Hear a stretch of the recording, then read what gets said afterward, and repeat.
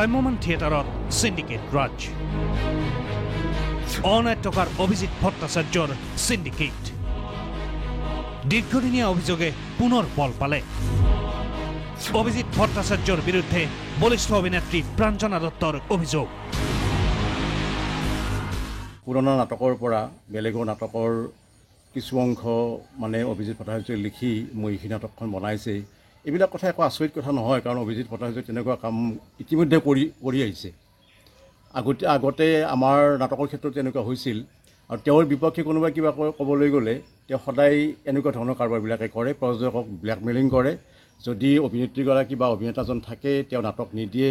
বা অমুকৰ নাটক যদি থাকে তেওঁ নাটক নিদিয়ে এনেকুৱা ধৰণৰ ব্লেকমেইলিং কথাবিলাক তেওঁ কৰি আহিছে আৰু যিটো বৰ্তমান সময়ত ভ্ৰাম্যমাণ থিয়েটাৰৰ কাৰণে অতি অশুভ এটা অশনি সংকেত এই ক্ষেত্ৰত মই বহুত আগতে মাত মাতিছিলোঁৱেই অলৰেডি আৰু এই কথা মই তেতিয়াই স্পষ্ট কৰি দিছিলোঁ যেতিয়া এই বিতৰ্কটো আৰম্ভ হৈছিলে কিন্তু সমজুৱাকৈ প্ৰচাৰ হোৱা নাছিলে তেওঁ নতুন অহা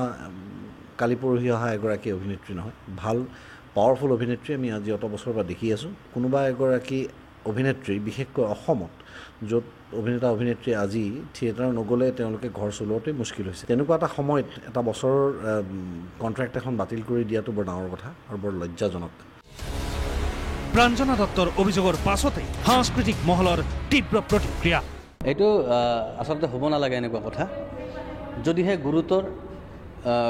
কিবা অভিযোগ নাথাকে এজন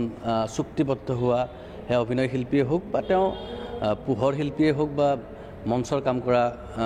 ব্যক্তিয়েই হওক ভ্ৰাম্যমাণ থিয়েটাৰৰ লগত জড়িত হৈ থকা এজন কৰ্মী হিচাপে এই কথাটোৱে কোনোবাখিনিত দুখ দিছে